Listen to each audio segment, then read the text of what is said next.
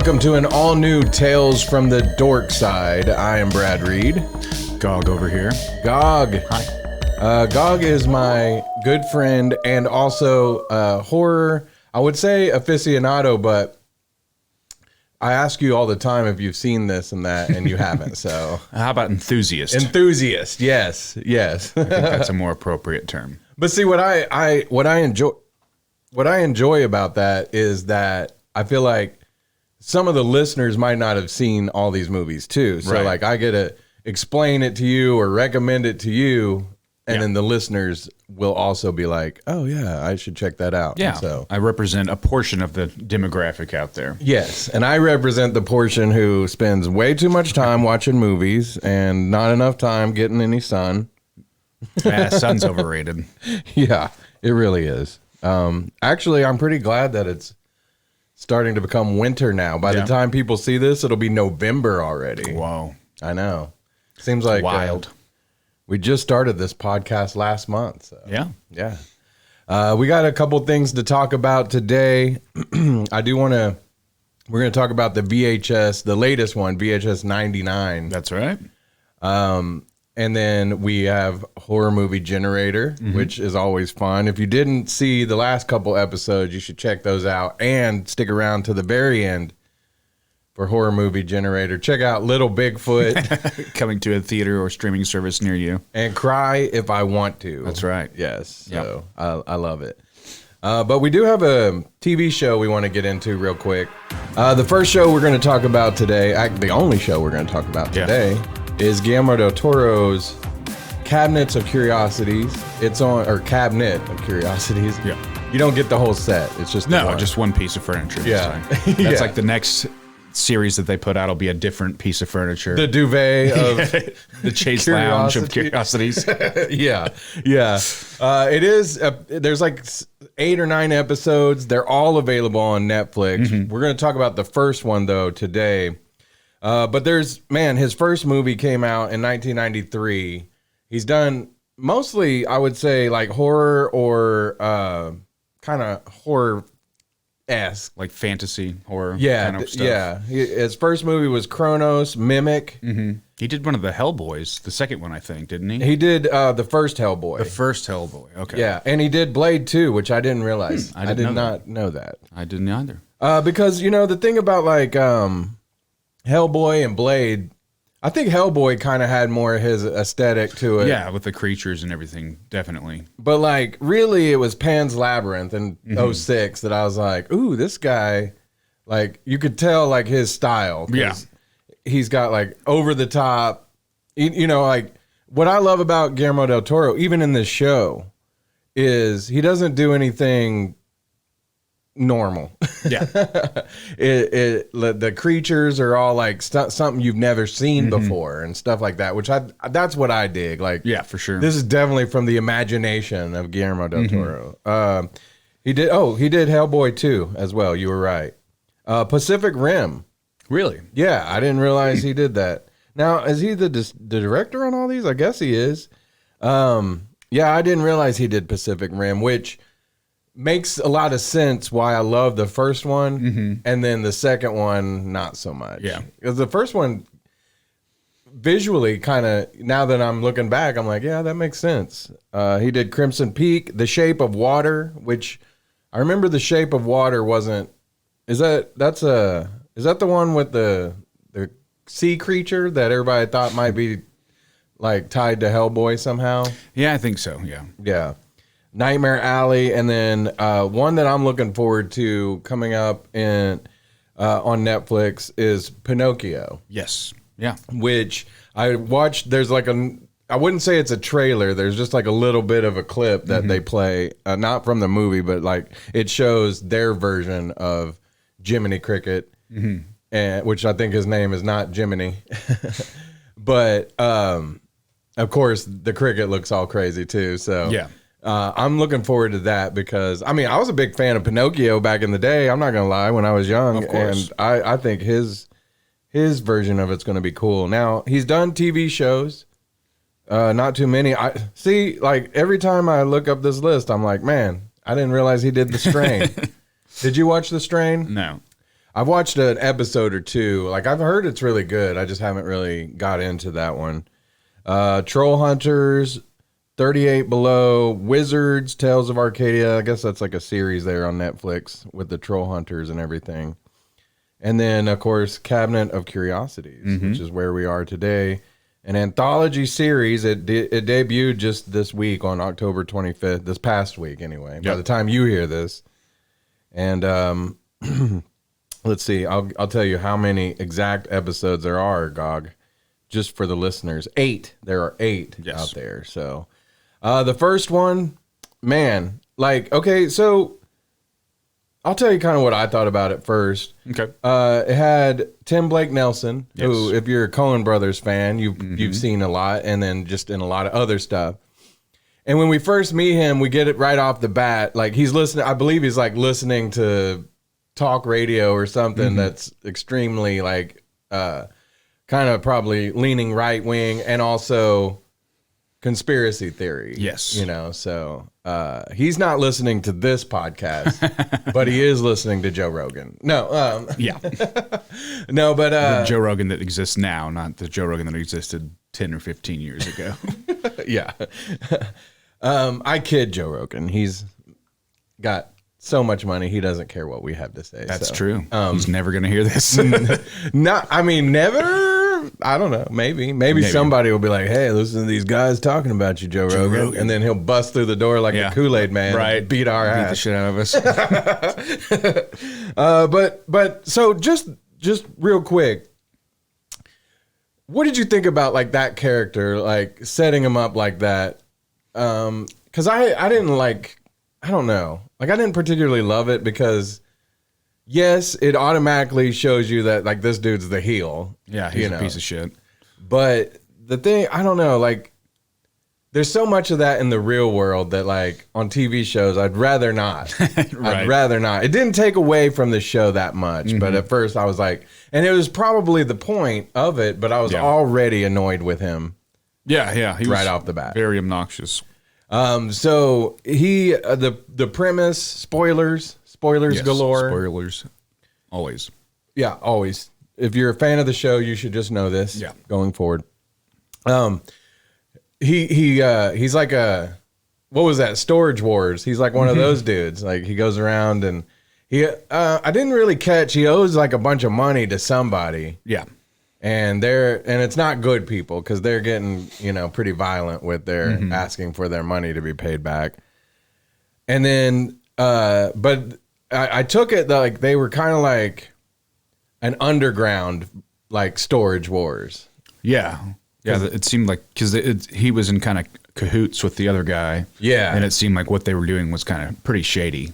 Right. Yeah. Like, they had talked about, like, we only accept cash and yada, yada, yada, and blah, blah, blah. So, which I don't, why would they need to be shady like that? Because the buying of these storage lockers that people have been evicted or whatever is pretty common, isn't it? I don't think that's, like, really underground. There's a TV show about it. Right. On A&E or whatever that. But anyway, it was like a kind of an underground Fight Club type situation. Yeah. Fighting for storage lockers. So he gets one and it's filled with antiques, and we see like a tabletop with a pentagram on it. So we're like, oh, yeah, stuff's about to get crazy. Yeah, because it rolls out. Like, he accidentally bumped something, and then the tabletop rolls from behind something else. Oh, yeah, yeah. And it kind of reveals that way. So, yeah, he has a run-in with the lady who actually owned it. There was like a little bit of a miscommunication between the fact that she had tried to update them with her new number, her new address. They're like, we didn't see that, we didn't get it, and we're stupid. See, I didn't understand why at that point they didn't go out there and be like, hey, like, some of that stuff might be hers. And really, she was even only asking for the pictures and stuff. But she owned a different locker that he had gotten previously.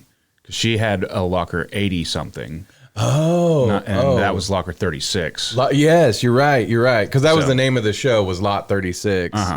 So she didn't own the not the one satanic with, locker. Right? Yeah, she owned something else. Okay. And the stuff that the only stuff she wanted out of there were like mementos of her family, and he was still just being a jerk about it. Like, not my problem. Like, sorry, the world's full of shit. Yeah, and in fact, he told her like, if you want to pay me $1,000, and so, but yeah, it showed that he was an asshole because again, she wasn't like. I don't know. I guess I missed that part, but I in her locker, did they show her actual locker? No, they didn't show it. They were just kind of setting it up. There wasn't, okay. Because I later on, I was like, dang, how'd she get all this, like, priceless antique stuff? And then she's just like, I just want the pictures. Like, no, I would be like, bang, I want it all. Yeah. But yeah, so he denied her. She goes along her merry way. Well, so he's cleaning out another locker, I guess, that he had got. Yeah, from the guy in the beginning of the episode, the old man that died with chicken guts all over him. That's right. You're right. And I just watched this last night, but so yeah, because I remember while I was watching it at one point, I was like, well, what happened to that dude? Like, so that makes sense too. Okay. So, and he was cutting up, was he cutting up chickens, or were they like weird little or something? Yeah, like still have Guillermo del Toro stuff. You know? So yeah, later on in the episode, he links up with a lady like who knows more about what that kind of stuff would be worth. She actually unlocks the pentagram table. There's books in it. Yeah, and then they get a guy who used to be Jerry Jacks on General Hospital, if you're a big soap opera fan. Oh, really? Yeah. Well, there's another General Hospital tie-in in this episode. Not this show, but what we'll talk about later. So that's interesting. Interesting. Oh, there is. Because me and my wife watch it, which probably just loses me horror credit No, points. it's fine. But yes, you're right. That's interesting. So in this episode, this guy's like, I'll give you $300,000 if you can find the other book in this series, because they're all like in Latin and all. And the fourth one's especially rare. Yeah, to come by. So they go, and so let me ask you this, because I may have looked at my phone for a second when this happened. They go to the locker, and was there like a secret door to another chamber? Yeah, because earlier in the episode, he was griping to the guy that runs the place that his locker was smaller. Right. Than the other ones. And so he picks up a chair, gets a splinter on his finger, and then like when he drops it, it hits the back wall, and you could hear that it was like a hollow, false wall. Right. Okay. And so they go back there, and it's like a tunnel with crucifix and newspaper clippings everywhere. Yes. And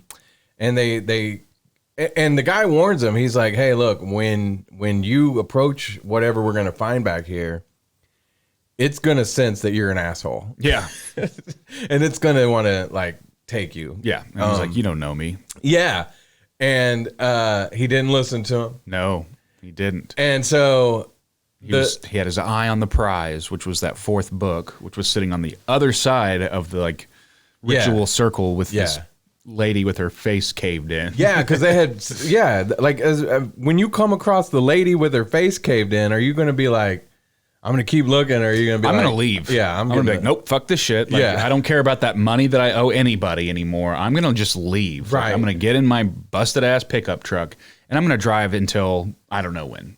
I got the feeling though that this money would be a lot more than what he even owed. So he would come out like way in the plus because he owed size. $12,000 to those dudes. Yeah. And so he'd have like a lot of leftover money. Yeah. So, he took his risk, he took his shot. And he broke the circle, the red salt. Yes. And so the lady, it was the guy's, it was somebody's sister. Yeah. But like, so like she stands up, right? And then like the whatever it is, it has taken over her body. Yeah, kind of like splits her in half, and then all the tentacles and shit come out of her. Yeah, and that's when it gets real Guillermo del Toro. Because like up until that point, I was thinking the episode was good, but it was kind of like where's all the creatures? yeah. Like, although it was stylistically, like just the way, like the filmmaking, it looked fantastic. Yeah. Like it was really well produced and everything. But yes, finally get to the monsters. And I'm wondering if we're going to see more spooky stuff in the following episodes. This was like kind of setting it up, like making you wait till the end to get that fun creature stuff. Well, and I think too that like budget wise, it's going to be hard to have like a whole 8 series or 9 episodes. I think 8, and then have it be balls to the wall. Yeah, like tons of CG work. The way that he does things, right? Because the CG looked fantastic. And that's not cheap to do. No. Really high quality CG like that. And so, like the first, 3/4 of the episode was really a character study on him and making you really not like him. Yeah. Then when he eats it at the end, before like that monster deals with him, he runs off and he comes out. He's getting to the door because it eats the other dude. Yeah, like immediately. Yeah, like that dude. That dude probably like had a little cum in his pants when he got eaten by that because he was like really into all that. Yeah, high strangeness stuff. Yeah, so he's just like, yes, I'm getting eaten. I would be like, shit, why did I come with this guy? Idiot. But so he goes to the door and he's trying to get out. Well, the lady who he had bought her locker and then wouldn't even let her get her kids' photos and stuff. He just gave her like the broken lock. Yeah. He was like, here, you can have this. Yeah. She's at the other side of the door. Well, he's begging her to open the door. And of course she's, like, no. And she holds up the lock. Yep. And he knows he's done for then. So he turns around and that's it for that guy. Yep. And I thought it was a pretty good episode. I did too. Because even though I said like it took a few to like set it up for the payoff at the end, it wasn't boring up until that point. And like the acting was all really well done and it looked cool. And it was kind of like suspensefully setting up what was going to happen. Now, I didn't get a chance to see if there's any other actors of note coming up. I know that the kid that played Ron Weasley, he's not a kid anymore, he's an adult, but the kid that played Ron Weasley in Harry Potter is in one of them. Oh, really? Rupert Grint? Grint? Yeah. I'm looking through the cast real quick, and I don't see... Martin Starr? Nice. He's in episode 4. Do you know who he is? He was in Freaks and Geeks. He's the one that I said... Oh, yeah. That the Jeffrey Dahmer was doing his character. He was in Silicon Valley. And Spider-Man. Spider-Man, yeah. Crispin Glover. Oh, nice. I haven't seen him in anything in a while. This seems like the perfect fit for him. Episode 5. I'm pretty sure he's on our wheel, and hopefully we'll land on him today. Ooh, that's awesome. Rupert Grint, DJ Qualls. Remember him? He was like a real skinny looking dude, and he was he was always he was in a few movies where he was like the nerd and oh yeah, he was in The New Guy. The New Guy. Peter Weller. Peter Weller is coming up. If I'm not mistaken, I'm RoboCop. Yes. What if he's RoboCop in this? Yeah, he just shows up as RoboCop. That'd be dope. And then the last, is Andrew Lincoln? Is that the dude from? That's the guy from Walking Dead. Walking Dead, yeah, he's in it. One thing cool. They didn't really explain. Okay, so when they're watching the footage, and then maybe it was just to set it up that like there was something peculiar going on here, but the old man when he's leaving his locker always hops like 4 times. Oh yeah. I don't think that ever got explained. So I wonder if these are going to tie in at any point. Like have like a thread that goes between them. I would think that there's probably something. Yeah. And then like I remember the episode started with Guillermo kind of introducing it, and I was like, that's very Twilight Hitchcock. Zones, or Hitchcock, yeah. And so like later throughout the episodes, it'll be different directors. But I really dug it, and like looking through here and seeing the cast and everything, I think it's going to be pretty dope. Actually. I think so too. I didn't even realize, but like this episode is going to be full anthology. Like it's because with VHS, like each segment's done by a different director, and then of course with Tales from the Darkside, like each episode's a different director. Which Tales from the Darkside, that's a something we kind of like to talk about here. Yeah. Maybe one day when we're done, we'll like do watch-alongs of all these too. Yeah. Because like I said, we're going to do a watch-along here in a little bit, but we also have 4 seasons to go. So Yeah, we put merely a dent. yeah. Not even a dent yet. Yeah, because this one we're on episode 3. Yep. Episode 3. So before we do that, though, we did mention VHS, and so I did watch a VHS this week. I watched Ernest Goes to Camp. Oh, So on VHS. yeah, on cassette tape. Do you have a VCR? No, I don't. I used to for a long time. I did.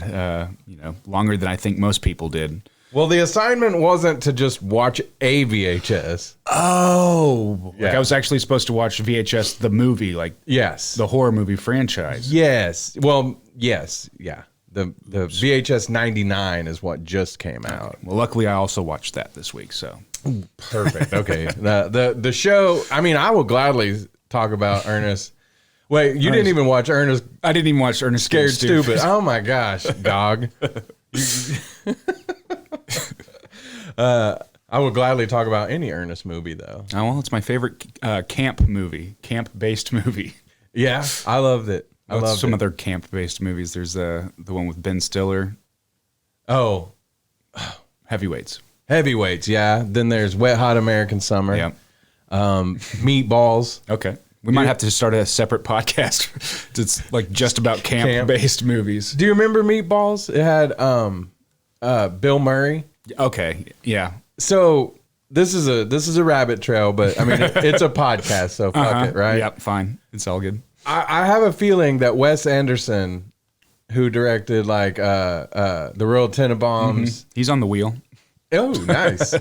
Oh, I had to write a paper about him in college too. Yeah. In my film criticism class. But so here's why: because there's like so many themes in Wes Anderson movie. There is Bill Murray. Yes. Always. There is Adidas tracksuits. Uh-huh. There is like camp. Like he has some that, like it's weird. Like he uses a lot of like TPs and like tents and stuff like that in his.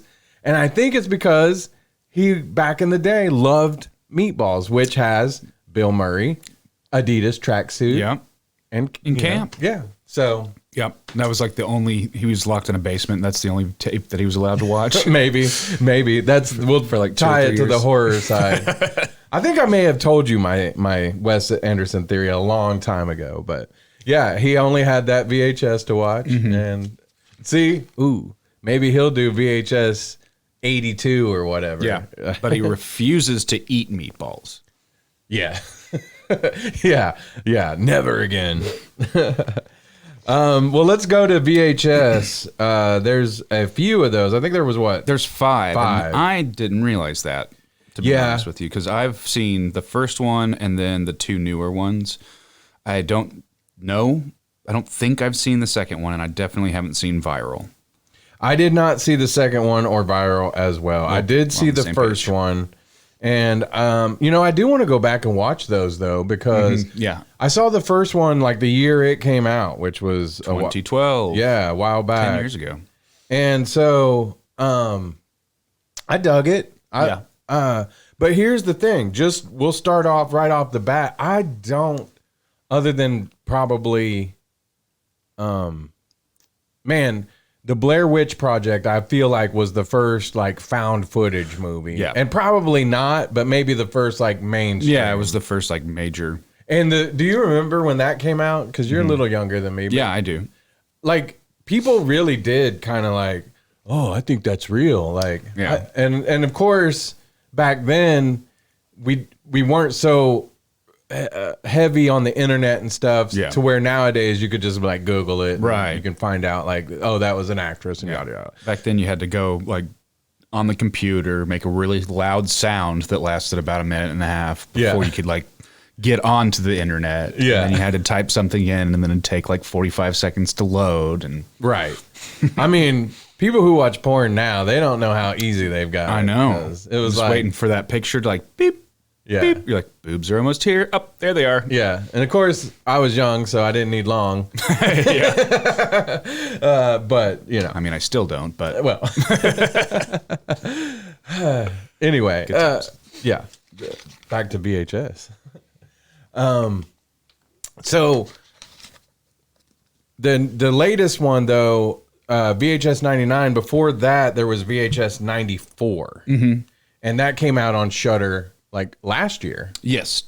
And on my last horror podcast I used to do, me and Nugget, we did a review of that one, and man, I loved it. Yeah. And I was like, wow, I really do enjoy that. I like that one even more than the first one. I agree. Visually and stylistically, it just had like a really cool vibe to it. Yeah. Well, and I think a big reason why these two newer ones really work well is because they're going back to the 90s when VHS tapes were like your premium form of home entertainment. That's what I was going to say. And then I was also going to ask you, and because I have my own theory, why do you think like you've seen the Fear Street movies? I was watching Midnight Mass. No, not Midnight Mass. Midnight Club on Netflix this week. Midnight Mass is actually better though so far. Midnight Club though, like it's set in the 90s. Like why do you think everything's going back to the 90s now? Is it just because it's, 25-ish years later, there's the nostalgia? Or my kind of thought is this, is like, especially for like horror, again, it's the less connected to the internet and all of that, so it makes it a spookier time. Right. Yeah, you're not having to go in and be like, you don't have to use the whole, oh, my battery died, or oh, I don't have any bars, to like, you don't have to use that justification. Like in that time period, you just didn't have the option to get in touch with people. Unless you have a landline or like a walkie-talkie or something like that. I agree. And so like, and plus the music was better. So, yep. But what's great is like, I think even like 90s fashion is coming back in style. And I'm like, I still have my Doc Martens because I never really left. I was like, you know what? Yeah. I'm just going to stay 90s for the rest of my life. Right. Well, 80s was like a big thing. So now we're taking the natural shift into the 90s. But I feel like when we get to the 2000s, it's just going to be a little more bland. Because I feel, just me personally, because like the 90s was a time too where people were pushing boundaries on like independent films were a lot more mainstream, Quentin Tarantino and a lot of, the list goes on and on. But I feel like, and like you said, it wasn't so expensive to go get a VHS tape anymore. You could rent them, you could buy them, Blockbuster. And of course now it's 2022 and I've got a couple VHS tapes that I can't watch anymore because I don't have a VCR. And I have tons of Blu-rays that I don't really need anymore. Other than it's always that one movie that I'm like, oh, I'm in the mood to watch Inglourious Bastards. And then I say that because it's sitting right over there. And then it's not streaming anywhere, of course. And so I have to go dig it out of the garage. But nowadays it's like, it's easier just to have all of your movies that if you buy movies anymore, which I kind of don't anymore. I can't remember the last time I did buy a movie. I think the last one I bought was the Black Phone that me and you watched. Oh yeah, a while back. Which we might we'll talk about that movie like at our end of the year recap of our favorite movies. Cool. So, but back to VHS. There was, I guess you could say that Paranormal Activity, that was like found footage movie too. Yes, it was. It was a little more polished though. That, and I think that's what kind of gives these the charm that they do, is that they look more like you just stuck a VHS movie into your VCR and watched it. Yeah. Especially like there's the segments that really hit really well, and those are the ones that do have that vibe. Now, I think that one of the things that I do like when they do found footage movies right is another reason that I don't like a lot of the other ones is like you can do a lot with little, with very little, because it's more chaotic looking and all of that. But then again, like I want to be able to focus on what's going on. Not like, whoa. Exactly. Bouncing all over the place. But I feel like in VHS 94, 99, they didn't do it so much. They used, it's like the squeals that they do when they're playing their guitar. Oh, the pinch harmonics? Yes. I hate pinch harmonics in general. But if you're a band that just kind of throws it in there, right, it's okay. You just got to know when to do it. lens flares. Yeah. I've told you. Star Trek. Yeah, yes. Anything J.J. Abrams or Michael Bay or those guys who use the lens flares like crazy. I hate it. But if you do one like a little bit, you sprinkle it in, I'm okay with that. It's the same with the found footage movies. If it's just all like, I can't see what the fuck is going on, then, but I feel like with these, they do a good job. And again, with the VHS, the thing is it's kind of got like a little bit of a theme. Like in '94, it was like a SWAT team that had found like these videotapes, and so the producers used a term for those segments. I don't remember what it was. It was like wraparound or something. But yeah, that's like kind of ties all the segments together. In this new one, it was the stop motion. G.I. Joe characters. And I thought that was hilarious because when I was a kid, we had a camera, and my buddies and I used to make little stupid movies like that. Right. And so as soon as that started, I was like, okay, I can get on board with this. That's pretty awesome. Do you ever, as an adult, like look at this studio? This is in my house, right? Like when I was a kid, I would have been like, dude, like I'm fucking rich. Yep. Like I can't believe it. But like all the movies we could make now, like now that we're adults now, we're like, oh, I'm just too tired. I just have to go to frickin' work today. I'm too tired, or I have too many like distractions. That's another thing is like, I have my phone in my hand. I'm watching a show. Like, I don't need to engage my brain further than this. Yeah. So let's just go ahead and jump into VHS 99 because you were saying it does have that little bit of a thread, and as it was going, I was kind of like, well, what is this about? Like, but it does pay off a little bit later. But the first one's about like a little, and it's what year was this one? It was 99. Stupid. But this like so as opposed to 94 and 99. People were a little bit more online and making videos. You saw a lot of Jackass influence on this one. Especially in that first one, they do the shopping cart into the parking lot. Like. And so people were doing that a lot. And there was TV shows like that on MTV as MTV stopped being about like music and more about, you know, stupid shows. Attitude. Yeah. So the first one's about a band, and they have, they're like, did they hear a story, I guess, about a cursed band? Yeah. And they go off looking for them. And because there was like a show in this underground space, and like the place burnt down. Right. And as the everybody was like panicking, the legend is that the band got trampled by their own fans. Nice. That'd be a good way to go. Sure. I mean, if me and you were playing a show, I mean, trampled would be bad. Because that would be bad. But if you died at your own, at like a rocking out, like, I think that'd be okay. That'd be all right. Yeah, you'd be doing what you love at least.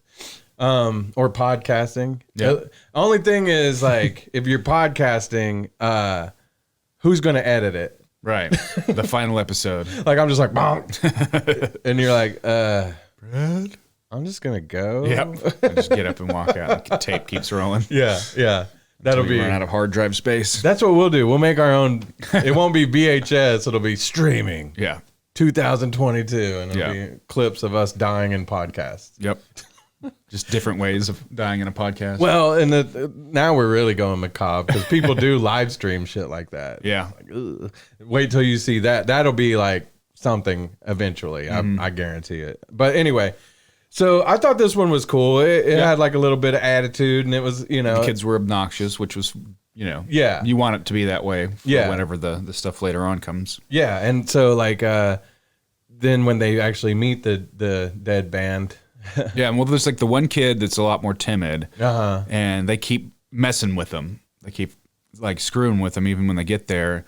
And so it's kind of like almost like this the boy that cries wolf situation. Yeah. Because by the time like shit really starts to hit the fan, he's just like, oh, you guys are messing with me. And then it's like, nope. The kid gets like sucked up into the ceiling and his guts just fall down. And I thought like, okay, so when they first showed the demon band, I thought they could have cut right there.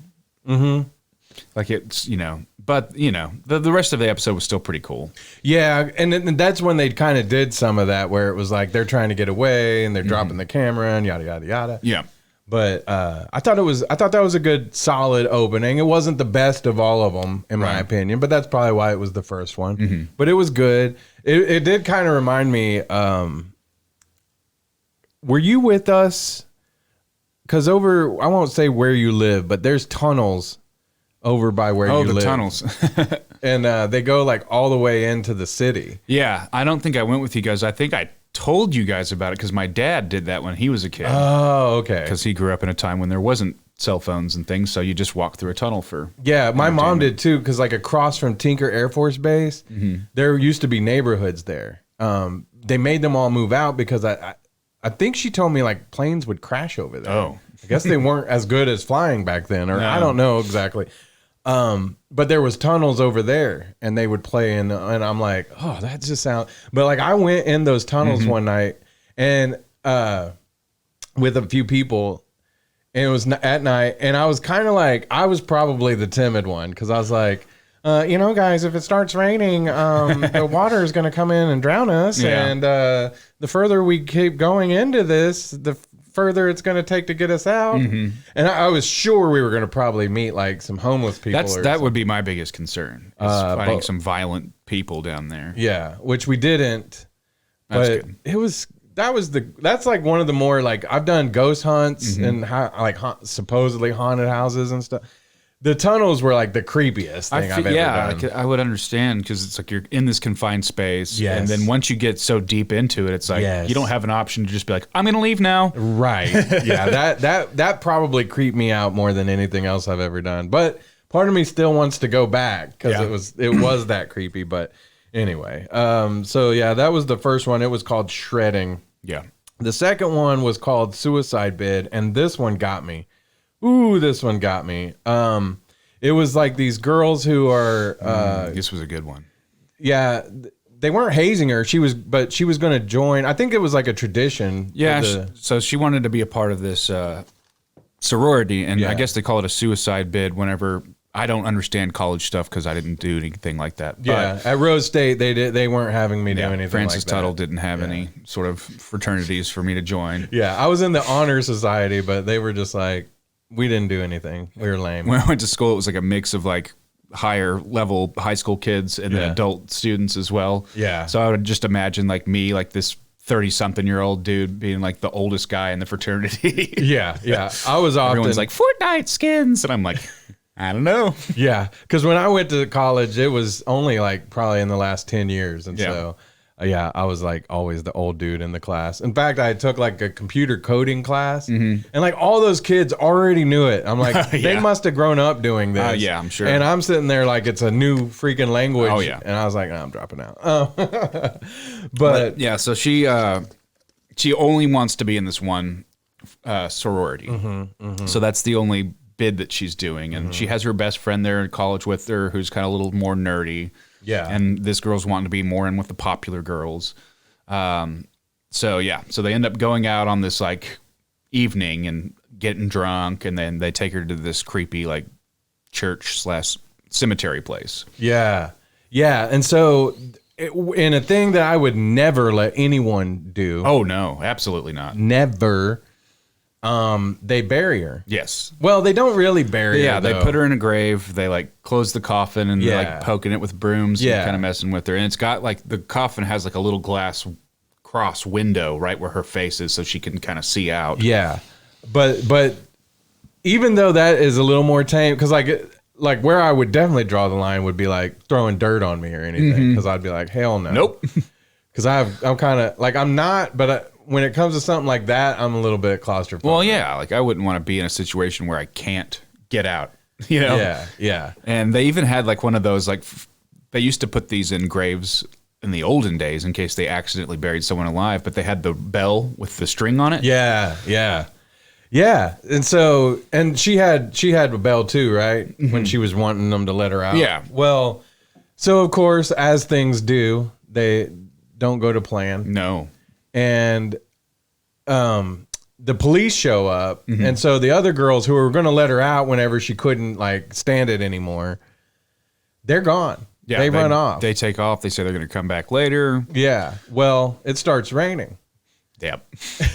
And that's where I'm like, oh, fuck. Yeah, that's where it gets like really intense. Because like the water's coming in, but it's also filling it up. And it's like dirt starts cracking a little bit. It's like pressure, and then the water starts slowly seeping in. And yes. And then on top of that, she is joined. And so I was kind of curious, like, was she really being joined by some entity, spirit, or was that like her freaking out?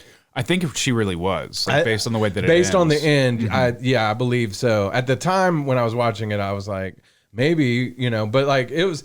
And what's great, that's another thing about the found footage, is like it kind of looked like just somebody in a costume, but it wasn't. I mean, for what it was fine. Yeah, it was no Guillermo del Toro with the special effects, but it was good. Well, it's funny because when they have stuff that looks a lot more like kind of lower budget practical effects, as opposed to like a really like realistic looking monster, it gives me a good laugh. Like it'll like spook you initially, right? But then you kind of chuckle at it, like in delight of like, yes.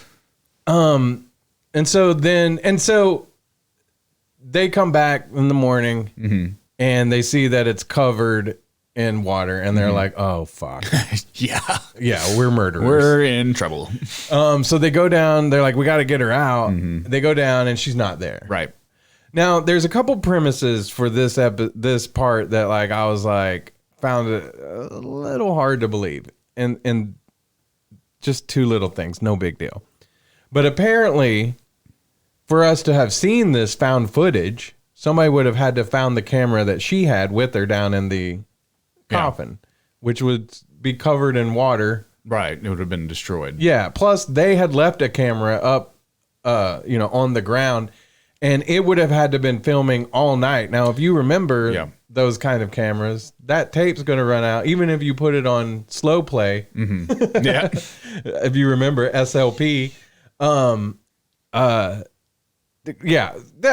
just tiny little thing. Yeah. But I was like, come on now. Right. And I bet like for the majority of these directors, they have to kind of weigh their options of like, should we break that rule or not? Right. Do you think they even think about it, or I would imagine that they'd at least discuss it. Because I mean, I'm not the smartest guy in the whole world, so somebody's got to thought of that. But yeah, I was like, so that camera sat out all night in the rain and still filmed all night. Yeah, and then each one of them had a camera in their, because at the end all the girls are in different coffins. Yes, so there's cameras in each one of those. Oh yeah, because they wake up in coffins. Yeah, and then the girl that disappeared is a demon now, and she's like, blah, blah, blah, blah, blah. I'll get you. Yep, and then it pans over, and the other demon's like, hey, girl. This one, do you know who Flying Lotus is? I wrote a little note about that. So it's he's a record producer, a DJ, and a rapper, and this is his third time directing. I looked up a trailer for the first movie he did called Kuso, which you need to watch the trailer for it. It looks crazy. Okay. It's on AMC Plus, apparently, and I really want to watch it because it looks just really different, like something I've never seen before. And it definitely kind of like has a similar vibe to the episode that he did for this. Well, he was he and Zoe Cooper wrote it, and then, or I'm guessing Flying Lotus is a he. Okay. Yes. And then he directed it. But this one was called Ozzy's Dungeon, and I loved this one. Yeah. It was so weird. It's definitely a top contender for me on this movie. I would almost say it's maybe tied. Second best. Okay.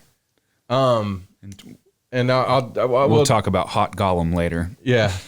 That one was, is that the very last one? Uh-huh. That one was the best one for sure. But Ozzy's Dungeon was like it. The reason I loved it, it was what was that show? Legends of the Hidden Temple. That, but Double Dare. Double Dare. It was Double Dare in like some crazy world where they did like not care about the children. Yeah. Well, and it has Stephen Ogg, who is, if you're a fan of the Grand Theft Auto series, he's in Grand Theft Auto 5 as Trevor. He does the voice of Trevor in Grand Theft Auto 5, the crazy meth head guy. Yeah, yeah. Well, also in The Walking Dead. Nice.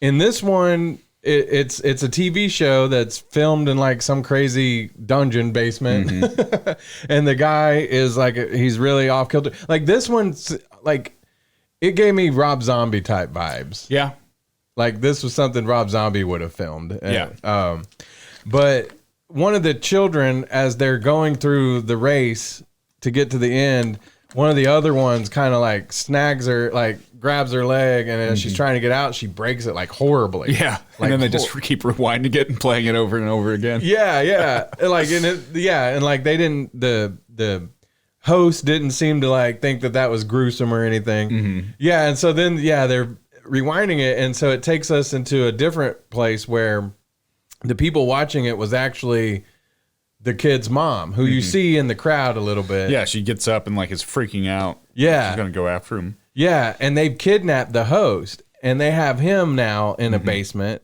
And the mom, we had talked about General Hospital. Yep. She is, on General Hospital is Nurse Epiphany. I don't know her real name though. It is, my handwriting is terrible. Sonia Eddy. That is right. Now she's not like on the General Hospital. Like if everybody's like, I'm gonna watch General Hospital now. I loved it. No, she's it's a reoccurring character. And General Hospital is not a horror show. I mean, well, I guess it depends. They had vampires at one time. Okay. So. But maybe more like the sparkly variety. No, but it was definitely soap opera vampires. Okay.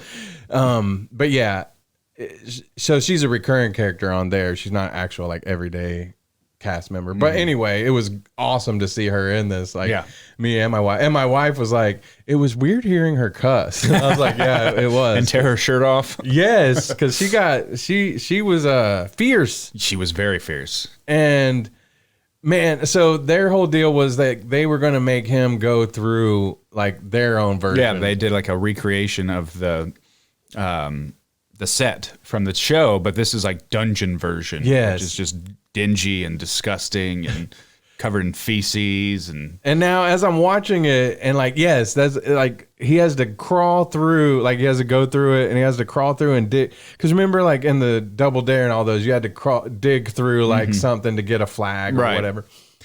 He's having to dig through shit. Yeah. And I was like yeah, that was nasty. Because he's like covered in it as he comes out. Yeah. Like, oh, like the people that were with him, they would have to like smelled that too. Like that was just awful, horrible, nasty. And whose poop was it? Yeah. Where did the poop come from? I don't even want to know. But yeah, so that was disgusting. So he gets through it all and like they're like, you don't win anything. We're gonna kill you. Yeah. You know? And he's like, but I could grant your wish. Because that's if you got through it all, then you were going to get a wish. Yeah. Granted. And they didn't explain how or anything. It's like maybe it's like a game show meets Make-A-Wish Foundation. Yeah. So that'd be awful. Like, yeah. In order to get your wish, you got to go through this. Oh my gosh. Obstacle course. Oh my gosh, that's terrible. Yeah, sorry. No, I mean you said it would be awful. Yeah. And you were right.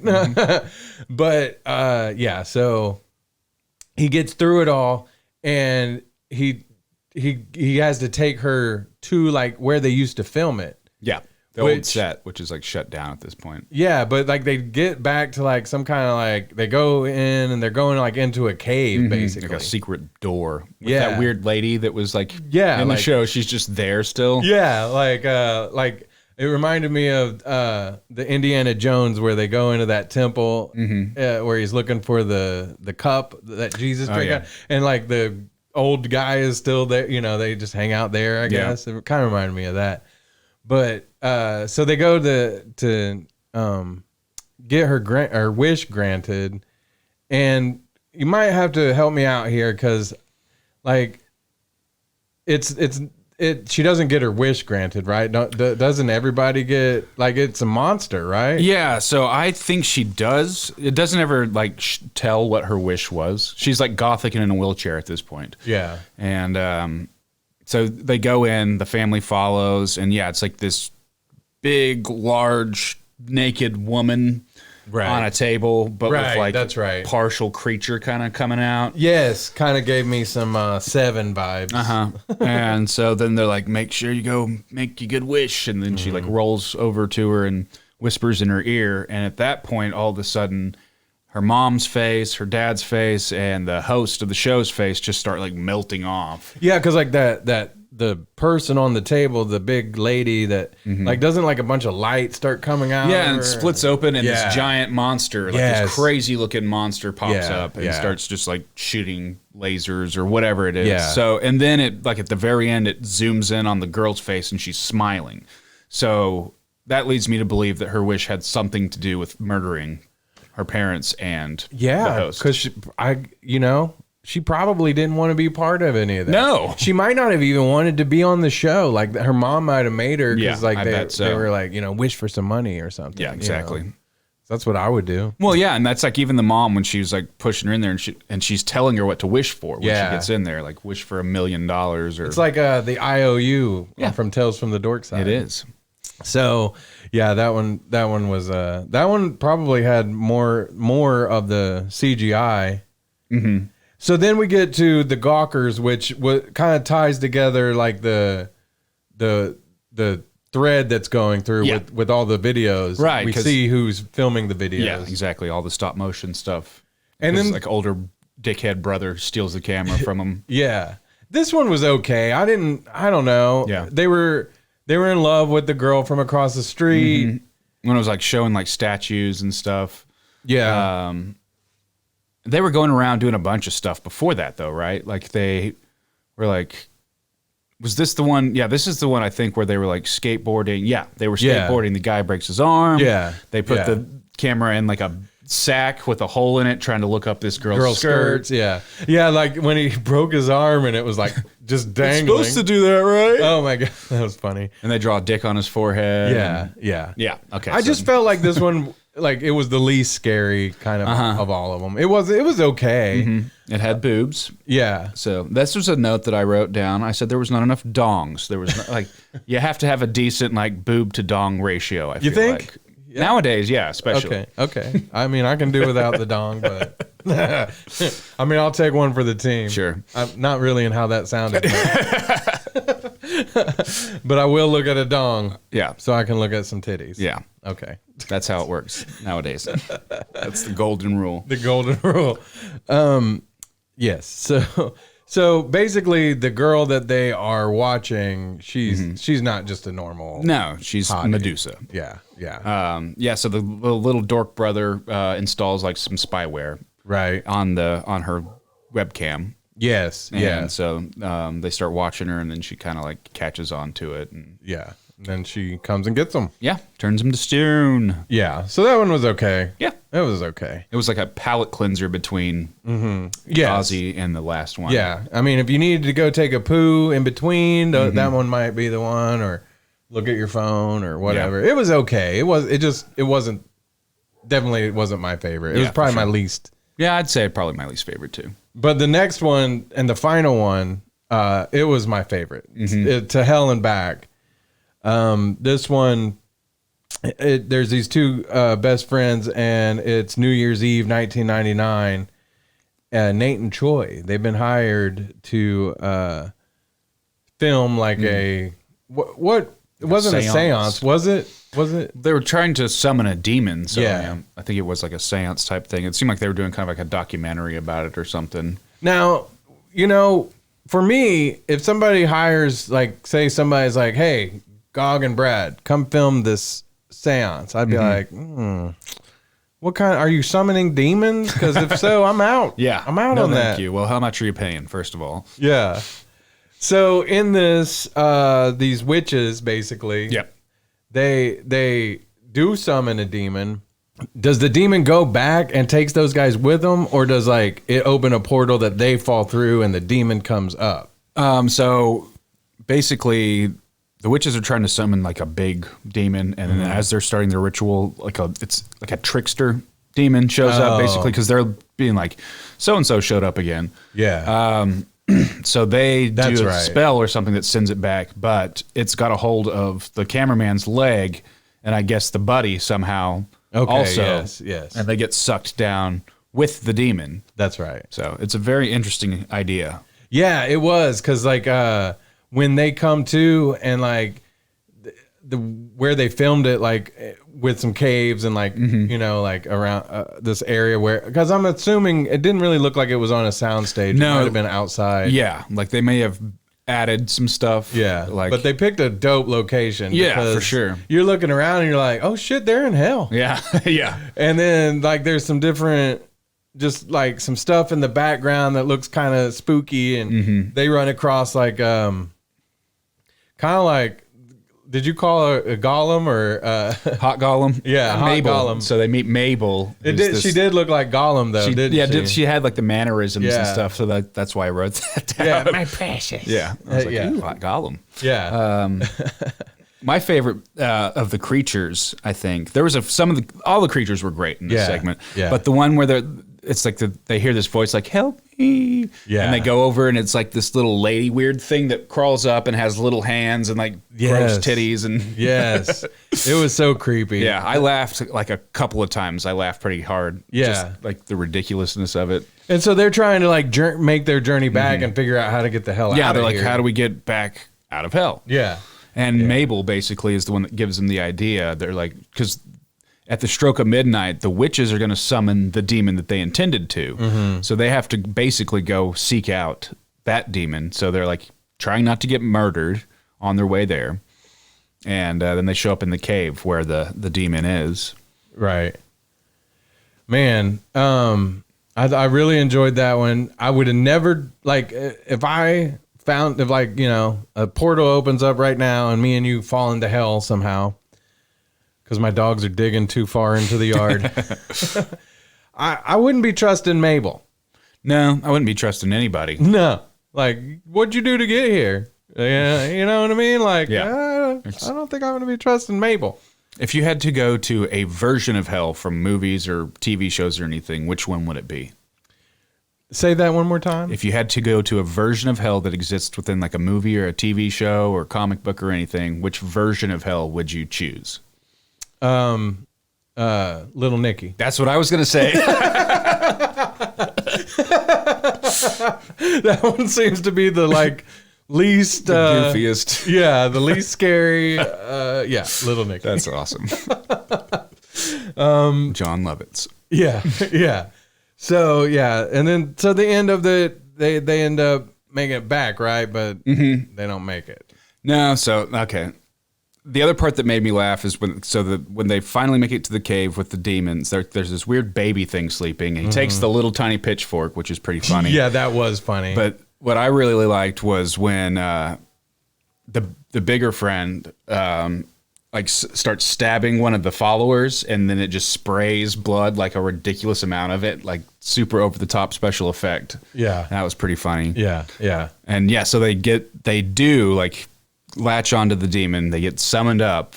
The one friend with the camera makes it out normal, but the other friend accidentally gets put into the like sacrifice lady's that's body. right. Yes, yeah. And so the witches are super pissed off. Yeah, and they murder both of them. Yeah. And then at the very end, I guess the witches can be heard. They're doing another ritual, and now they're calling up Mabel. Because that was his last thing he did. He wrote Mabel's name in the witch's book in blood. So Hot Golem, maybe we'll get to see more of that. Yeah. Yeah. And so like from like 94 to 99, I don't know that they revisit any, but the way they did that, yeah, you might see some more. Yeah, the only thing that I know of that was like a spin-off was from the first movie, the very first segment on the first movie. Yeah. With like the asshole guys that go and pick up the girls at the bar. Right, right. Take them back to the hotel, and then, bad things happen. So they made a full movie based on that. I can't remember the name of it, but that segment was directed by a filmmaking group called Radio Silence, and I think they had something to do with VHS 94 as well. So they're kind of known for doing practical like spin-off effects stuff. Yeah, and kind of like they got their start doing low budget horror movie stuff. Nice. Okay. So another interesting fact about the first VHS is so they did the first segment, the last segment. Or no, not the last segment. Okay, I got these switched. Okay. My bad. So the first segment that they made the movie off of, Amateur Night, that was directed by David Bruckner, who just did the new Hellraiser movie. The Radio Silence guys, the group, they did the last segment on VHS 1, which was called 10/31/98, where the guys go to the Halloween party. Oh, okay. And there's like nobody there, and then all this crazy shit starts happening. That makes a lot more sense because that's got a lot of like crazy practical effects that they did. Got you. Okay, that does that. Okay, so there are spin-off opportunities here. Yeah, nice. This one it's currently the most watched movie debut on Shudder. Right. So me and Gog, well, we've been talking about a few things, and we both have Shudder. And I found out something cool last week because I had been wanting to get AMC Plus so I could finish Interview with the Vampire after I watched the first episode. I was like, I gotta watch it. I loved it. I still do. Awesome. I'm all caught up now. Nice. Which it sucks because it's weekly. Like there's a new episode today. But yeah, if you get AMC Plus, you get Shudder and you get IFC and Sundance Channel. So you get 4 channels there for $8.99 instead of, I believe Shudder was like $4.99 by itself. Yeah, 5, which I think like it's gone up to like $5 or $6.99. So yeah, so pay a couple extra bucks. You might as well get the AMC Plus because there's so much that you get. So if you're out there and you're like, I haven't seen any of the VHS movies. Well, you just heard the whole rundown, so hopefully we didn't ruin it for you. But yeah, so or if you have Shudder, just go ahead and upgrade to AMC Plus. $94 and $99 are on Shudder, and then the first 3 are on Hulu. Oh, okay. And another fun fact some people might not know is that the series was produced by Josh Goldblum, who is actually Jeff Goldblum's godnephew. Nice. Which is not true at all. Oh. Because if he was his godnephew, he wouldn't have the same last name. I was just thinking that, but I was like, hey, maybe he took it. I would. Yeah, I would too. I might even I would just divorce my parents and be Brad like, sorry. Goldblum from now on. Yeah. I did read this the other day. Shudder would like to do a new Friday the 13th movie. So I don't know what they have to do that. Yeah, to get like licensing. But it could happen, I guess, because like, Netflix did the newest Texas Chainsaw Massacre, which I thought was dope. Yeah. Did you see that one? I haven't. Oh, you need to watch it. I recommend it. Cool. Which that came out this year.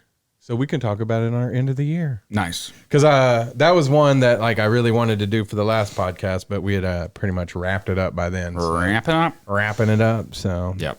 I guess we'll wrap up our reviews right now. Yeah. Good stuff. Yeah, I really enjoyed that franchise, so check it out. Yeah. All right, Gog, it is time for the highlights from our Tales from the Dorkside watch-along. That's right. On this episode, what we do is we give you some of the highlights from our watch-along, and then a few days after our episodes are released, you can check out like the full unedited watch-along, which if you have Tales from the Dorkside on DVD, I think that's about the only way you can watch it right now. It's not Probably streaming so. anywhere, although once our podcast like makes it big, I'm sure somebody will order it. Yeah, you'll find it on Shudder. Yeah. Just surprised you don't already. But I believe some of the episodes are on YouTube, so you might check them there if you want to actually watch it while we watch. But it's episode 3. This one's titled, I'll Give You a Millionaire. The little synopsis here.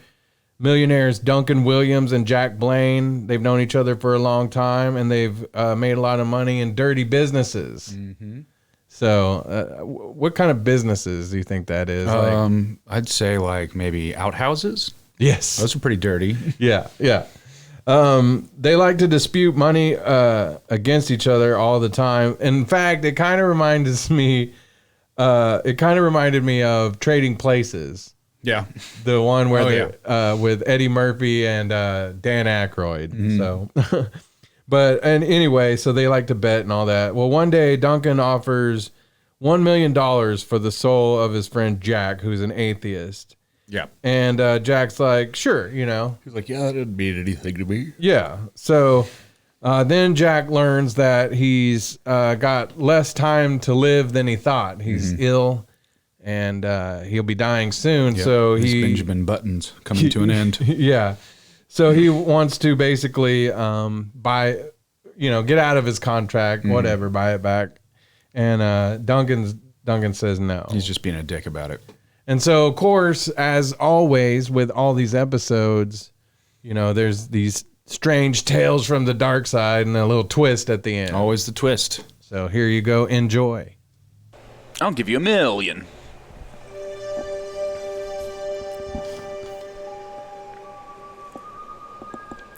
Tales from the Dorkside.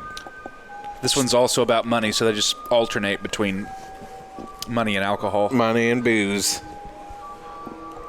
And then some of them are about money for booze. I think forests are inherently kind of creepy. Yeah. I guess because you get in them, you get turned around. Right. There's trolls that live out in the woods. Fairies, pixies. Yeah. Bigfoots. Definitely. Well, I think part of it's is like we're so unattached from nature, like from what we used to be. Yeah, nature's scary for sure. Like, you go outside, you either die from smog, drown in some water. I'm terrified as soon as I step out of my house every single day. I get you. I'm getting a feel though of the movie Trading Places. Yeah. Do you remember that movie? Dan Aykroyd, Eddie Murphy, with the two old men who basically make a bet that they can. I can't remember what the exact bet was, but they ruined one guy's life, Dan Aykroyd's life, and took Eddie Murphy, who was homeless, and made him like the executive of their company or whatever. And pretty great movie. Jamie Lee Curtis. If you ever wanted to see her titties. What did you just take? Ecstasy. Yep. Just popping Quaaludes. That was the big deal in the 80s. Yeah. Maybe by the time we're their age, what do you think they are? 50? Yeah, 55? Like 55. Yeah. So maybe when we're that age, we should just wear tuxes all the time. Yeah. Like no matter what. I'm going to sell all of my wardrobe and just wear tuxedos every day. Well, I mean, people are automatically going to think you're successful because you're wearing a tuxedo. Right. They say dress for the job that you want, not the job that you have. Well, that's why I wear my pajamas all the time because I just want to sleep. Yeah. Be a bed tester. But yeah, exactly. Going to dress like a butler.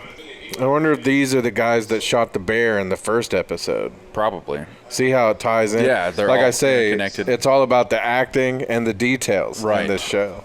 The interconnectivity of each episode. These guys own the corporation that the guy from the second episode worked for. Oh, man. Maybe that's their kid. Yeah. Maybe they adopted. Maybe they're like married. They bought him. Yeah. And they purchased a child. Yeah. When you have that kind of money. I feel like this show was very progressive for back in the day. It really was. Two old men that buy a kid, nobody cared. Yeah. No big deal. Living life. $2 million. I think, though, so since that one kid was a Benjamin Button kid, this is him like when he was like very young. Yeah, like 3. Yeah. It's a couple 3-year-olds. Yeah. Just wearing tuxedos and shooting poo. I'll bet you $1 million. That is what kids do. Yep. There he goes, popping his Quaaludes. The way that people drink booze in TV shows and stuff like that, like, they would just be hammered. Yeah. And everyone's always just, like, acting completely natural. Look at Homeboy's, like, look at him holding that glass, like, from below. Yeah. Like, his hand His hand was shaking. Yeah. Like, he's either... He's got DTs. Yeah. They still have their tuxedos on. Like, okay, if y'all wear tuxedos all the time, though, how do you tell them from the butler? Right. That's all. Apparently their butler just has a regular tie on. Oh, okay. Which you'd think it would be the other way around. Because that looks more like a butler's outfit to me. It does. Maybe they're not rich. Maybe they're just butlers. Maybe the little Benjamin Button kid is the millionaire. Yeah, that's the twist. Yeah, I'm still waiting for a distant uncle of mine to die and give me a bunch of money. Oh, my God. Even the not-so-distant ones. Just go ahead and give me my money. Sorry, Uncle, but I'm broke. I got to be able to afford my tuxedo. Yeah. That is a sweet stash, though. It is. Those guys are both super dead. By now? Yeah. That's sad, but you're probably right. Unless they got that Benjamin Button disease. Maybe so. They're like 14 by now. They look 50, too. Is that him not wearing a tuxedo? He's going undercover. Nice shoes, though. Yeah. A nice denim shirt tucked into his denim jeans. Oh, they're both slumming it, right? Is that his? Is that the other guy? Yeah. Oh, yeah. They didn't put their Texas on today. Oh, man. I can't even imagine being that old. Nah. I don't want to bum everybody listening out, but I'm going to have to Hunter S. Thompson it before it gets that. If I'm like a millionaire by that age, that might be a different story, but... Well, you know, maybe by the time we're that old, though, we'll have the Elon Musk chips in our brain. And Neuralink. yeah, we'll probably live in the computer. Yeah, that's fine. Just Tron. I mean, you know, we could just podcast all day in our tuxedos. Yeah. We'll both be old and senile and just like have headsets on that aren't plugged into anything or recording anything. Just jabbering at the TV. We don't even have a show on the TV. Nope. Just fuzz. Which they don't. You can't even really do fuzz anymore. That's an outdated reference. Either that or we can like we'll do podcasts about fucking Jeopardy or Wheel of Fortune. Yeah. I like the memes with the old lady in the walker, and they're like, all right, Grandma. There's one that's like, Joe Rogan used to have hair and made people eat bugs. It's like, let's get you back to the home now, Grandma. That's funny. I remember those days. Yep. Maybe did his friend pass away? I think so, and he bought his soul, so now his friend's just going to be a ghost hanging out at his house all the time. Nice. Well, you know, he's old. He doesn't have other friends. You know, it's hard when you're in your 50s. I know. When you're in your 50s from the 1980s, you know. Yeah. All your friends are dead. You got a giant stogie, though. I was going to say, that's an unnecessarily large cigar. I'm pretty sure that's the kind Bill Clinton was using. Oh, yep. Yeah. Yep. Have you ever smoked cigars? I never really got into them. I've had a cigar here and there, but because I smoke cigarettes so much... You didn't for so long, like it's when you smoke a cigar, you're not supposed to inhale it. Right. So I always instinctually would want to inhale it. So yeah, I get what you're saying. Then you get too much tobacco, and you're like sick to your stomach. Well, you know, like a lot of people, they don't even smoke them. Like I think it was like George Burns or so that he just chewed on them. Yeah. Like, ugh. And we're back from commercials, everybody. Yeah. For those listening, the younger listeners, there used to be these things called commercial breaks. You might be familiar with like YouTube advertisements, but these you had to watch. Yeah. You weren't allowed to skip them. His hand's shaking again. Yeah. But notice how like I said in like I think it was the first episode, some of these, especially in the first season, it could change as we get along. But there's a lot of them where it's just like one person. And they're either like talking on the phone or... Well, you only have to pay one actor at that point. Right. Right. But I swear this guy, like, I don't know exactly. I'd have to look, but he definitely is somebody I've seen in other stuff. Nothing recently, obviously. Oh, yeah, because he's super dead. But. Super dead. But you know what always creeped me out, like... Especially because we're talking about older folks here who are in their 50s, obviously. Yeah. Those chair lifts that go up and down the stairs. Do you remember Gremlins, the movie Gremlins? Yep. Like when that lady's stuck on there and she's going up and down, like that was terrifying. Just like starts going really fast. Yeah, yeah. Oh, it's Nicolas Cage. Yeah, it is. Did you ever see that movie Mandy with Nicolas Cage? Yeah. That was pretty cool. I mean, there's not many Nicolas Cage movies I actually haven't seen. His latest one was fantastic. I still haven't seen it. I'd really like to. It's a really, really good one. With Pedro Pascal. Yes. I'm trying to remember the exact name of the movie. Dude, how are you going to shoot somebody who's dead? Like, Ghost, bro. That don't make any sense. This is giving me very, like, Jacob Marley vibes here. Yep. Scrooge McDuck. Yeah. You shall not pass. So he's trying to give him his soul. Yeah, so that he can pass on. Oh, dude, I'll eat my soul and run off with it. It's like, here, take it back. I don't want that shit. Yeah, I don't want that shit. What a dick. Uh-oh. You're coming with me. Yep. Why do you have to spread his shirt open like that? He wanted us to see, like, I still look good even though I'm 55. Yeah. Or he's trying to get his ghost buddy to tickle his nips or something. Yeah. Yep. What the fuck is that? Oh. It's Pee Wee Herman. Eternity for men. Yeah, it's just a cologne commercial. It's a 30-minute long cologne commercial. Wait a minute, that wasn't a soul, that was just a fart. See, I think what he does is he puts it in a briefcase, and then later on, John Travolta and Samuel L. Jackson have to go and find that briefcase. And that's a whole other thing. Like, right. We'll get to that. We'll just write that. Yeah. It hadn't been written yet. Yeah, if it hasn't been written. I think we could probably have, like, Uma Thurman in there, maybe. Which would be cool because I think it would really, like, reignite John Travolta's career. Mm-hmm. You know, he's he was in that movie directed by Fred Durst from Limp Bizkit. Terrible movie. Awful movie. I didn't watch it. I did. But it wasn't good. It wasn't good. When you've got, who's the... Devin Saw driving around listening to Limp Bizkit, you know that Fred Durst was like just jacking off. Like, I'm going to make everybody listen to this one more time. Yep. So that's episode 3 in the it. books. We've done it. We've got a whole bunch more episodes and a few more seasons to go. I'm looking forward to it. There's 4 seasons altogether. So...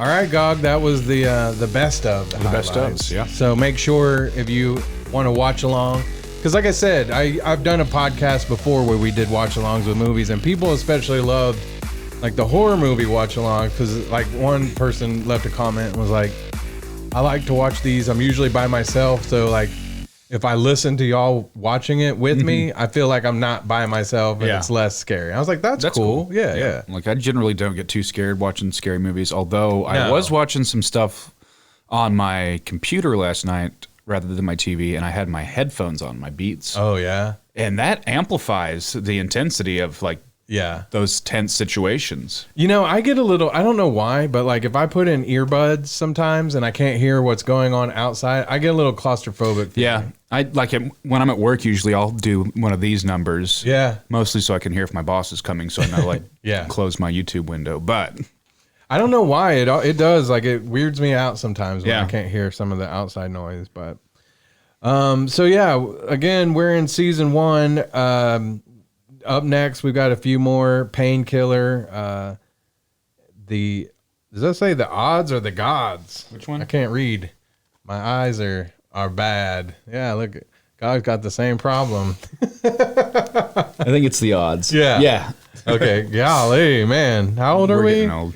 I just turned 37, so. Mookie and Pookie. That's a good one coming up. Slippage, Inside the Closet. That'll finish our disc 1. All right. So we got more watch-alongs that we'll be doing and putting out each episode. So, you know, like you've seen the format now. We got some reviews. Mm-hmm. We got some Tales from the Darkside. And, of course, we've got Horror Movie Generator. Ding. I'm not sure what that noise was. That's our in place for now. Dun. We'll probably end up having some kind of cool, like, like graphic and music. Yeah, like a dubstep. Like Horror Movie Generator. And wop, wop, wop, wop. Yeah. Until then, Gog just has to do it with his mouth. Dung. I always thought a great, like dubstep songs or EDM songs, they have the build up and then they say a phrase and then it drops. Oh, yeah. I always thought, like, wait, don't flush it yet. I always thought that'd be a good one. Yeah. All right, let's see. All right, so we're going to start. Let me get You must hush it before you flush it. So we're starting with our director, as usual. Oh God, here we go. We're gonna respin because we got Michael Bay. We got that last time. Yeah, no more Michael Bay. Judd Apatow. Judd Apatow. So it's going to be a movie that's too long. Yeah. It's going to go like another 30, 45 minutes longer than it needs to. That we know this already. It says in Judd Apatow. I wish it would just leave it in like the scribbly. Yeah. There's got to be something else I could use that'll leave it in the scribbly form. I know. Notes. But Judd Apatow, I mentioned him earlier because he was the creator of Freaks and Geeks. He was. He also did Knocked Up. Man, so many. Like Superbad. Did he do Superbad? I don't think he did. I don't know. No, I don't think anything that like Seth Rogen, James Franco, all those like earlier guys, because they were in his show. So like any of the movies you can think of that he did Funny People lots with Adam of comedies. Sandler. So didn't he do Anchorman? The Anchormans? Oh, I don't know. I think he did the Anchormans. Step Brothers. Did he do Step Brothers? I think so. I don't know if he directed all these, but I'm pretty sure he at least produced them. I could be completely wrong. But yeah, because I know like I don't know if he worked that closely with. So he did This Is 40, Knocked Up, 40-Year-Old Virgin, The Bubble. I don't remember that. Oh, that's coming soon. The Bubble Boy. The King of. Oh, he did The Bubble. That was on Netflix, and it was about all the people trying to make a movie during the pandemic, and they get like locked into this hospital or not this hotel. Oh, it was okay. That came out this year. Yeah, it's got Pedro Pascal and Keegan-Michael Key. The King of Staten Island with Pete Davidson. Everybody's America's sweetheart. Trainwreck. All right, our actors are going to be Viola Davis. Oh man, from the Suicide Squad. Ooh, this one's gonna be hard. Yeah. Although Viola Davis, you can do anything with her because she's amazing. Jamie Foxx. That vampire movie he just did was great. Yeah, and he's great because he can do action and comedy. And since Judd Apatow is more of a comedy guy. Yeah. So this might be a horror comedy, which are my favorite. And then Cheech and Chong. This is definitely a horror comedy. I put him in as one. Cheech and Chong. Okay. Perfect. Thank God we got some comic relief in there. Okay. Weapon of choice. I might have to find a new wheel website to use because this one's a little finicky, but we should just make one that like spins behind us. Yeah. We've got Throwing Star. Okay.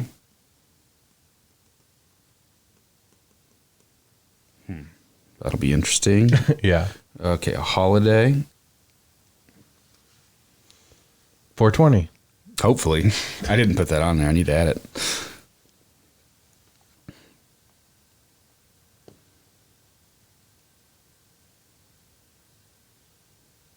Easter Sunday. Oh my God. This is going to be interesting. Yeah. Yeah. And then last but not least, is the horror subgenre. Hopefully it's like Possession or something along those lines. Zombie Jesus. Come on. Zombie Jesus. Oh my gosh. Cameo, quit talking to me. That's just for fun, Cameo. It is. He won't watch this. Urban legend. Okay. All right. So like a cryptid, maybe kind of a. Well, we kind of went Easter cryptid. Bunny. Yeah. Huh. Okay. So that you know how there's like Krampus. Yeah. So like a Krampus for the Easter Bunny. Okay. Here we go. So it begins with Cheech and Chong. And they're like not in the movie necessarily the whole way through, but like they're kind of setting it up for us. Okay. With the tale of the evil Easter Bunny. They're like sitting there smoking a joint. Yeah. Now, like, so what would be a great name for an evil Easter Bunny? So Krampus is kind of like Christmas, so like Easter Bunny. Like the rabid rabbit or the not barnacle. So something. It's got to be something like that. But yeah, it's something like so. evil. Yeah, like they're talking about like an evil ass Easter bunny, right? The Boonkins. And who else do we have? We've got Viola Davis, Jamie Foxx, and Cheech and Chong.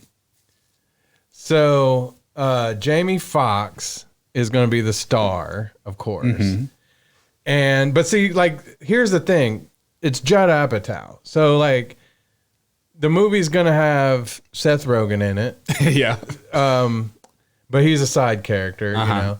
But it's got to have like this like human element to it, you know, like right, like a mundane. It's got situation. like relationship. Like this is the end. Wasn't that Judd Apatow? Do I just keep naming things that aren't Judd Apatow movies? Yeah, I'm pretty sure that wasn't Judd Apatow. Okay. Although I love the same cast. This is the End is a great movie. So like, yeah, okay. So it's like a family. It's like Jamie Foxx and Viola Davis, and they're like a normal family. But there's got to be something going on. Like they're going through a divorce, or one of them's dying, or you see what I'm saying? Like, yeah, maybe Viola Davis is maybe she like is terminal somehow. Yeah. And so Jamie Foxx has given up like smoking weed through Lent and Easter, but if he does like smoke weed, it brings about the evil Easter bunny. Okay. All right. This is a terrible. This is like, this will be the one that gets rejected when we pitch it to the theater. No, I'm trying to. What? So throwing stars? Yeah. It's just such an odd. No, this is good though because it like it's You gotta flex your creativity muscle here. Yeah. So like, I mean, we kind of, like I said, I feel like Cheech and Chong could just be like the narrators. Yeah, throughout they're whole like the movie. neighbors. Yeah, exactly. Yeah. Hit me with some ideas here, Gog. All right, so maybe they're in charge of organizing the neighborhood-wide Easter egg hunt. Yes. This year. Yes. All right. Yes. Okay, and so it's a lot of stress already. Viola Davis is sick, so she can't really do a lot. Jamie Foxx is like having some issues. Something else. I don't want to say job because then we're getting too much into like the day shift territory. Yeah. But he's just got a lot of stress on him. He said he would give up Lent. Maybe it's a day shift sequel. Yeah. So he's not supposed to smoke weed because he's giving it up for Lent. Yeah. And he just caves in, and because he can smell it constantly coming from the neighbor's house. Yeah. Right. And so when he takes a hit, he doesn't realize that he opens the gateway for the evil Easter bunny. Yeah, because like Cheech and Chong, they grow it in their backyard. Yeah. And so the Easter evil bunny, he comes over to their backyard like all the time. Yeah. But, you like know, a Donnie Darko looking. Yeah. But they've got like, you know, Cheech and Chong have like a unspoken rule with him. Like we leave you out our weed and you don't eat like the kids in the neighborhood and stuff. They like have a little box they put his, like kind of like the Eggos from Stranger Things. But Jamie Foxx like jumps across the fence, Takes some of the buds because he's supposed to be for the and maybe he's even going to share it with Viola Davis because she's not feeling well. Yeah, she's not feeling good. So maybe he was, not. Okay, he wasn't doing it selfishly. He was doing it to ease her pain. Yeah, but since it's Lent and Easter, that's a no-no. Yeah. When it comes to the evil Easter bunny. Yeah. We got to come up with a name for this creature. I'm going to just type in Easter here, and maybe we can get some. Ishtar. Every Easter, I always see those Ishtar, the throwing star Easter bunny. They have to like dip the throwing stars in holy water. Yes. Oh man, was there another actor we were leaving out so far? Ishtar. That's funny. Passover. Now we have all of our actors here. Oh yeah, but Seth Rogen is in it as a side character. Yeah. He's the pastor of the church. Yes. He's the cool, like, the youth group pastor. Yes. The cool one. He wants to be cool. Yeah, but he's definitely not dating one of the youth group. cool. Yeah. It's like on what is it, Pineapple Express? Yeah, where his girlfriend's in high school still. Yeah, yeah. Who was his girlfriend? Was that Amber Turd? I was gonna say that was. Maybe Amber Turd shows up too. Yeah, she needs work. Yeah. This movie is very disjointed though. Yeah, so far. But that's a Judd Apatow movie right there for you, because like Istre, with like a little yeah, Istre. Yeah. So Seth Rogen, Satanus. Istre Satanus is the name of the demon that has taken over like an Easter bunny, like a stuffed Easter bunny. Yeah. Kind of Chucky. Or like a full size, like when people do like the costumes, like the cheap looking creepy costumes. Well, maybe Seth Rogen. Oh yeah, Seth Rogen is the youth pastor, right? Mm-hmm. But he's dating one of the youth groups, so that's not good. No.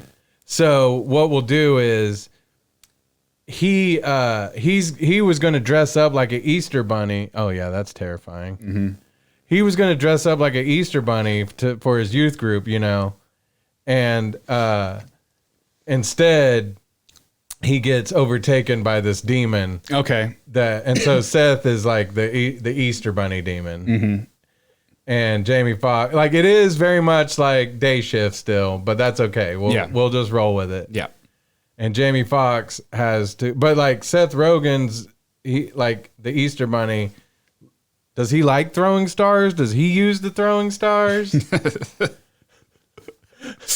I wish we didn't get throwing stars. Does Viola Davis? Maybe she. I'm trying to, because if it was Christmas, that would make a lot more sense. The star on the top of the tree. Oh, yeah. But how do you tie together throwing stars and Easter Sunday? I don't know.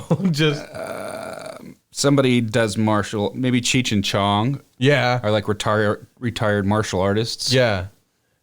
Yeah, that could be karate, because they're gonna have to figure into it at some point. At the end, they come and like save the day. They won't just be like because the throwing star doesn't have to be a main feature; it just has to be in there somewhere. Oh, okay. So they show up at the end of like the big fight where it seems like Jamie Foxx and Viola Davis are about to get taken out by Seth Rogen, evil Easter Bunny. Right. And Cheech and Chong show up in their karate outfits.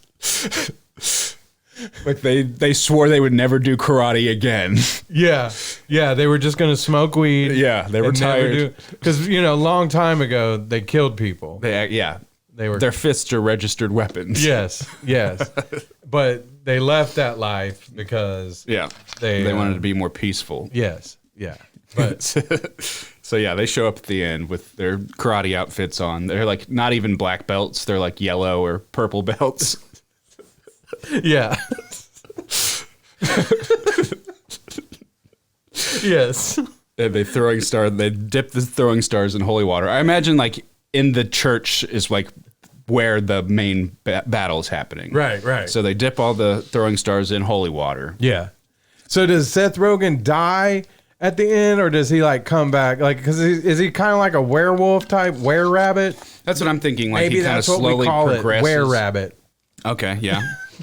And he's like, I feel like he slowly progresses, like the makeup, instead of it like an instant transformation. Right. Like every scene, it's like a little more grotesque. And then by the final battle, he's just like this gnarly looking monster. But when they hit him with the throwing stars dipped in holy water, he lays there and like turns back into Seth Rogen. Mm-hmm. But he's like completely naked and kind of like, ooh. Yeah, and his girlfriend throws up when she sees him naked. Yeah, because we'll just assume, since they're good Christians, that she had never seen him naked. She'd never seen a penis before. Yeah. So there you go, like were-rabbit. Yeah. That's a movie. It's something. I've seen worse. I've seen better. That's fine. I like it though. One more. Okay, we need to sprinkle in a few more Judd Apatow like ingredients. I feel like. Yeah. Oh man. I feel like maybe like the first 3/4 of this movie are just boring, not supernatural, and then all the supernatural crazy shit happens in the last like hour because it's a 3-hour-long movie. Yeah, I agree. I'm The director's cut. Yeah, because that's kind of Judd Apatow. Like I like Judd Apatow. Don't get me wrong. Yeah. But I feel like every movie, like there's a bunch that you could have cut out. Right, a tremendous amount of exposition.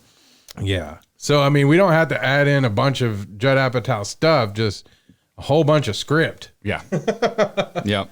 Yeah. So that's kind of my thoughts there. I dig it. All right. There's a horror movie generator. Yeah. That's another one. Another Were Rabbit idea. in the books. Just go ahead and count that money, Gog. I'm down. And of course, Gog always makes us the dope posters. Yeah. I really loved Cry If I Want To. It was a good poster. It came together pretty easily. I just typed in Zendaya crying, and I figured Euphoria would provide. Yeah. It's funny, though, because like when I imagine that's like, I imagine like a tight, close up, and you nailed it. Like that was exactly what I was thinking. Hey, you want to know what I've been doing lately? What's that? I mean, this is the week after Halloween that everybody's going to see this, but I've been collecting The pails. all the pails. And look, I have a sweet magic trick. Watch. Ooh, look at it. It disappears. Ooh. Yeah. So What if we call it WereHare? WereHare. I love it. Do it. Cool. And by the way, if you're listening and you want to see my sweet magic trick, Yeah. You got to tune into the YouTubes. yeah, you do. Got to remember to smash that like and subscribe button. Yeah, smash it. So yeah, and if you're on YouTube, you're probably watching clips because like we're going to be dividing it up for YouTube. That's So right. if you're like, hey, I wouldn't mind listening to the whole show, like as I'm driving around or at work when you're supposed to be doing work, Yeah. you should be listening to us That's instead. right.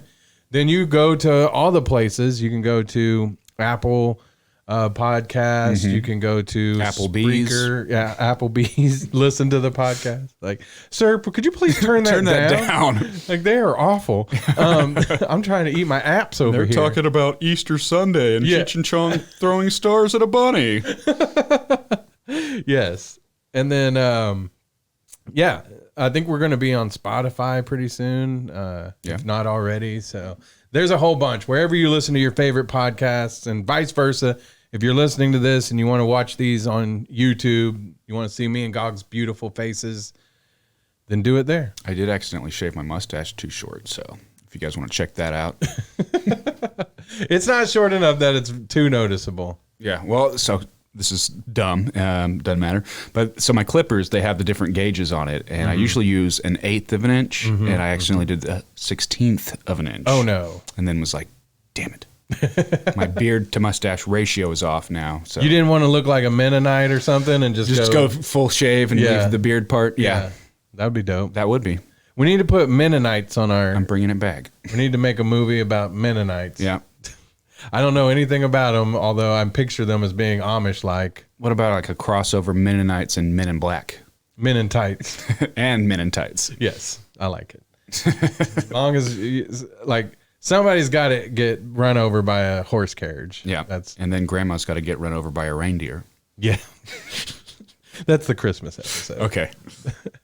Right on, Gog. I believe that's it. Yeah. WereHare WereHare. in theaters probably in a few years. I'd say, yeah, 2027. yes, That's what it's I'm gonna guessing. take a minute to get that one going. Yep, we got to bring Cheech and Chong out of retirement. So Yeah. or we could just deep fake, do the Star Wars route. Yeah, I saw that where what's his name, Darth Vader, James Earl Jones. Yeah. he licensed his voice. He did. so they can do deep fakes all they want. That's dangerous, though. I'd be like, Yeah, I've watched a whole thing about that, about the advancement, and not only in like the deep fake, like for the faces and everything, but the audio generating software, because you could essentially make videos that are indistinguishable from reality. So it's a fun future we're looking forward to, y'all. Yeah, I've seen some of those videos on Pornhub. Yeah, they're my favorite. Yeah. It's my favorite category on Pornhub is deep fake. Gives deep a whole new meaning. Oh, nice. Cameo has thoroughly tuned out by now. Yep. He's like, y'all nasty. And that's it. That's a wrap. That's the show. We'll see y'all next week. I got some videotapes to return. Gog's joining me. That's right. I got to take back Ernest Goes to Camp. Yeah. And re-rent it. Right on. Everybody have a great week. Woo. Tales from the Dorkside.